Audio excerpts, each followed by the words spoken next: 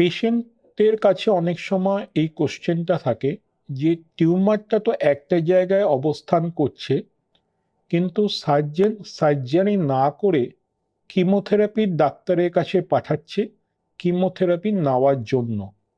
এটা কেন? নমস্কার, আমি doctor Sandip Ganguly, medical oncologist, Apollo cancer hospital, Kolkata. অনেক সময় টিউমারটা একটা জায়গাতে থাকলেও আগে সার্জন পাঠায় মেডিকেল অনকোলজিস্টের কাছে কিমোথেরাপি নেওয়ার জন্য। এটা মেনলি দেখা গেছে ব্রেস্ট ক্যান্সার বা ফুসফুসে ক্যান্সার বা স্টমাক ক্যান্সারের জন্য আগে আমরা কিমোথেরাপি দিয়ে তারপর সার্জারি করি। তো এরকম প্র্যাকটিস কেন আমরা করি?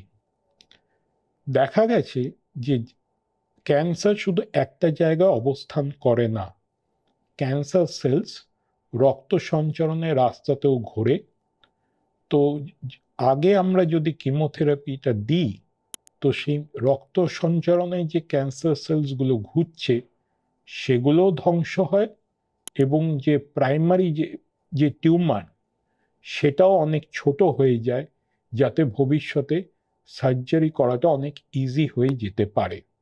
শুধু তাই না, আমরা ধরুন কিমোথেরাপি দিলাম, তারপর সার্জারি করলাম, এবার সেই বায়োপসি রিপোর্ট যখন আসে তখন আমরা বায়োপসি রিপোর্ট অনুযায়ী কিমোথেরাপিটাকে চেঞ্জও করতে পারি, যাতে আমরা পেশেন্টকে আরও বেশি দিন সুস্থ সাবলীলভাবে জীবনযাপন সে যেন করতে পারে।